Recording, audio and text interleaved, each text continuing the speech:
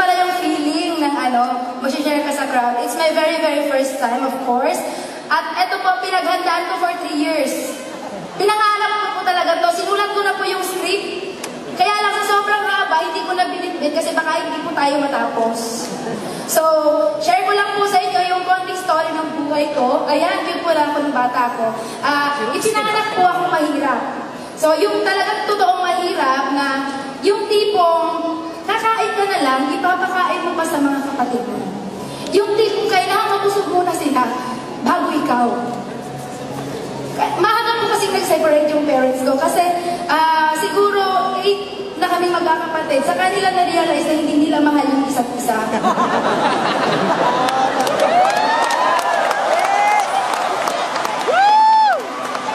Tapos po, syempre, na-realize nila na hindi nila mahal yung isa't isa. Nagkanya-kanya sila. Yung nanay, nag-asawa ng iba. Yung tatay, nag-asawa ng iba. Syempre, ako po yung naiwan sa gitna. Ako po yung naging ina at ama. Yung mga kapatid ko, bigla-bigla. Wala pa akong choice, hindi ko po sila pwedeng takbuhan. Kasi mga mahal ko po sila. So, nung nag-guided po ako, nangarap din po ako na sana isang araw, hindi ganito, yung mabuhay naman tayo na kumain tayo ng maayos. Then, one time, binigay ni God yung opportunity na makapag-abroad ako sa maling paraan. Kung yung mga OFW, nag-abroad for contract na mga 3 years, ganun-ganon, kontrata din po ako sa Japan. Marriage contract nga lang. Renewable. No? Magpapalit ka ng asawa. Ganun po yung nangyari sa akin. It's a very big sacrifice kasi kailangan kong lunukin ko ano yung lahat ng pwede kong lunukin para sa pamilya ko. Para sa mga kapatid ko. Then sabi ko dati, I was 18 years old that time, pumunta ako ng Japan. Sabi ko, yes, ito na to. Pangarap na bahay, sasakyan sa Philippines, makukuha ko dito. Kailangan mag 26 years old na ako. Meron na ako lahat niyan. Kaya lang nung 26 years old na ako, nangyari guys, wala lahat yun. Parang, ano mangyari pagharap ko sa salamin? Rosie, tumatanda ka na, pumapangit ka pa. Gusto mo ba yan?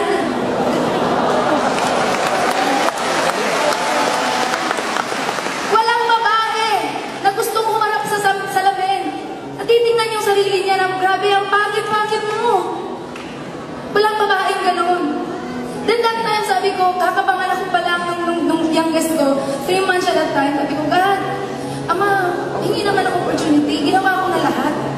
No, kung butas ng parayo yung papasukin, pinasok na lahat dyan.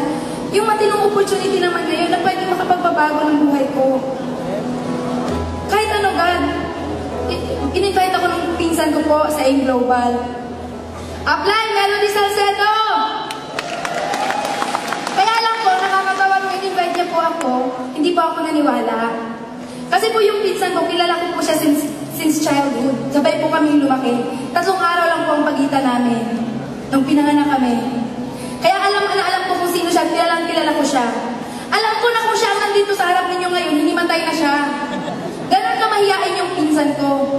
Kaya naniniwala kasi ako dati na ang networking kailangan maingay ka, madaldal ka, machika ka, maboka ka. Hindi ka yaman kung wala kang ganon. Kaya hindi ako naniwala sa pinsan ko. Pinalagpas ko yung 6 months.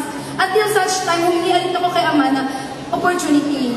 Bumalik ulit yung global pa rin. Pero this time naman, ang nag-invite na sa akin, si Apply Cliff Anthony Santillan, na nagkataon na apply naman yung Melody Salcedo. Yes! Balak ka kay Apply, thank you. Siguro kanina sa mga shares, na-invite sila in person. Sa akin po kasi na-invite ako through online, Facebook. Then that time pa, hindi pa po ako marunong mag-computer. Kasi nung panahon po nang nag-graduate ako ng high school graduate lang po ako.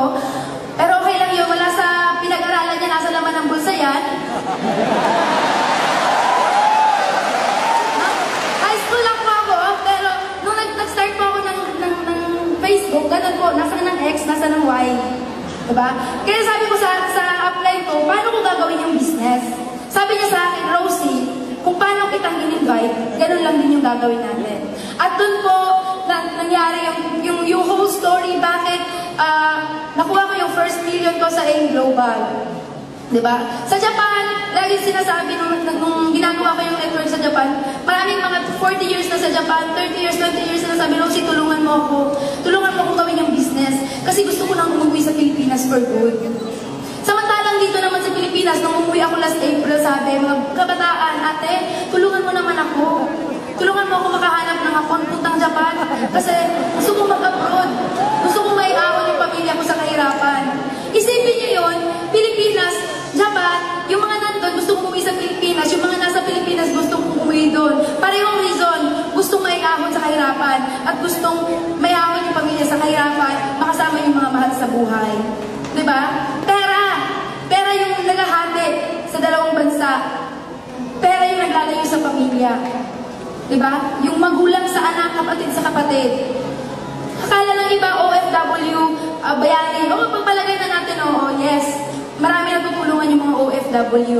Pero yung mga OFW, marami din pamilyang sinira. Mga anak na nagkaanak na lang din nang wala yung mga magulang. Diba? Guys, eto lang po yung nagpagising sa akin. Sa lahat sasabihin ko po sa inyo. Ngayon na, last na to, promise. Bigyan niyo yung mga sarili ninyo ng 5 seconds. 5 seconds para tanungin yung sarili ninyo. Kung yun bang mga buhay na meron kayo ngayon, yung buhay na tinitirhan ninyo ngayon, yan ba yung buhay na gusto ninyo? Kasi kung yan ang buhay na gusto ninyo, ituloy nyo yan. Walang problema dyan. Diba? Pero kung hindi yan yung buhay na gusto ninyo, baguhin ninyo.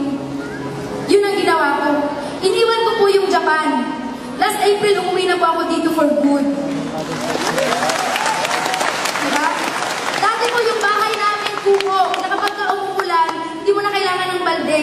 Tayo ka na lang talaga. Kasi wala ka lang mahihigaan. Nung nag-Japan po ako, nagbago naman siya ng konti-konti lang.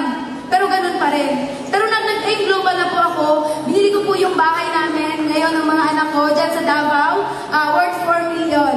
Then last Wednesday lang po, sabi ko, hahataw muna ako. After yung bahay, sabi ko, hahataw muna ako talaga. Mga 6 months pa bago ako maglalabas ng sasakyan. Kaya lang sabi ko, paano ako makakahataw sa buong Mindanao kung wala akong sasakyan? Last Wednesday po, hindi sinasadyang na ilabas ko po yung Ford Everest ko. Kulay red, parang lang. Thank you so much. Sana may natutunan kayo sa mga sinabi ko. And of course, Amon Dragon! Mga Dragon! Thank you so much sa suporta sa grupo. Upline Alburo family, thank you so much. At lalong-lalo na sa aking mga international partners from Hong Kong, Riyadh, Singapore, Cyprus, Canada, at lahat-lahat na. Thank you po. Maraming salamat.